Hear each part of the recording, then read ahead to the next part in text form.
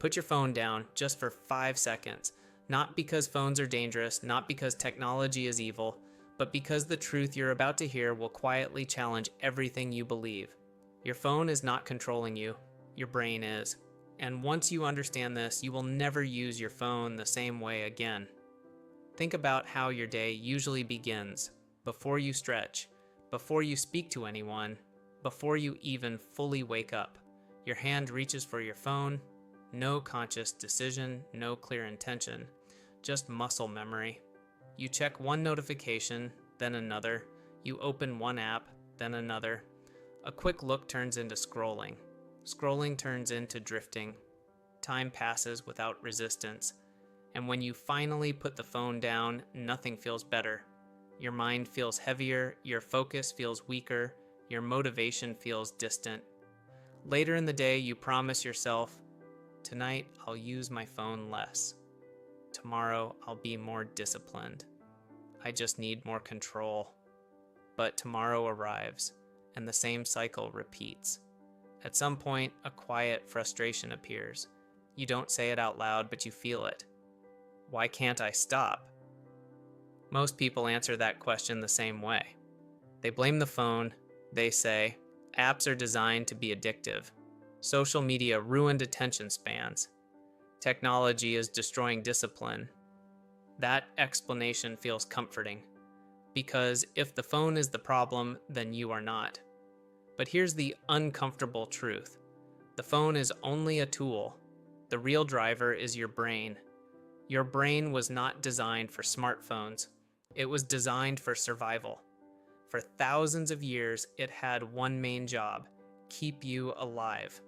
To do that, it developed a powerful system, the reward system. At the center of the system is dopamine. Dopamine is often misunderstood. It is not pleasure. It is not happiness. Dopamine is motivation. It is the chemical that says, pay attention. Something important might happen. Food, social connection, new information, all trigger dopamine.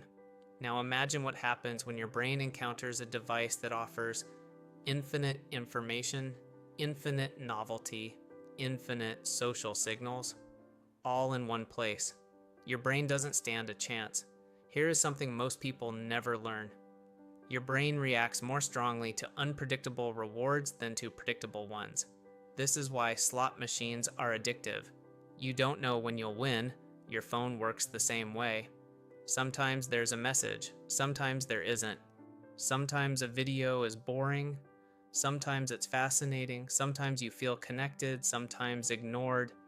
That uncertainty keeps dopamine elevated. Your brain keeps checking. Not because it enjoys it, but because it expects something. Psychologists call this a habit loop. It has 3 parts: cue, action, reward. The cue is subtle: boredom, stress, waiting, silence. The action is automatic. You reach for your phone. The reward is not joy, it's relief. Relief from discomfort. Relief from emptiness. Relief from being alone with your thoughts. Over time, this loop becomes deeply wired, and the more stressed or tired you are, the stronger it becomes. This is where most advice fails. People tell you, just be disciplined. Use willpower. Control yourself. But willpower is fragile. It weakens when you're tired, you're overwhelmed, you've made many decisions, and these are exactly the moments when phone use increases. This is why intelligent, capable people still feel stuck. Not because they are weak, but because they are fighting biology with motivation alone, and motivation always loses. Here is the moment most people avoid. You don't use your phone because you love it. You use it because it distracts you from something uncomfortable. Maybe it's anxiety, maybe it's uncertainty, maybe it's dissatisfaction you can't name.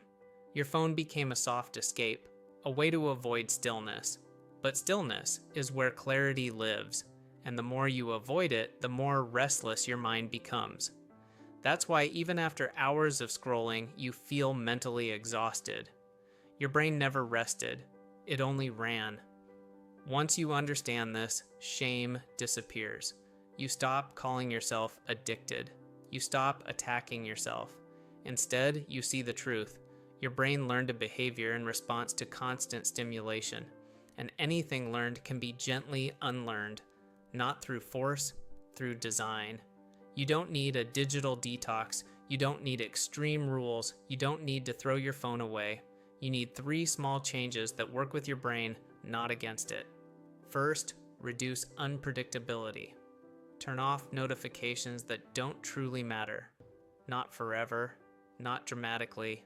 Just remove the random interruptions. When rewards become predictable, dopamine spikes weaken. Your brain calms down. This alone can reduce compulsive checking more than any app blocker.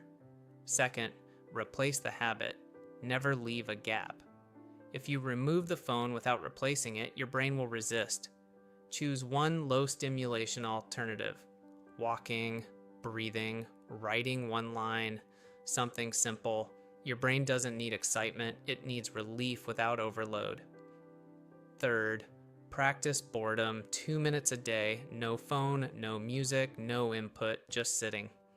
At first, it feels uncomfortable. That discomfort is not danger. It is withdrawal from stimulation.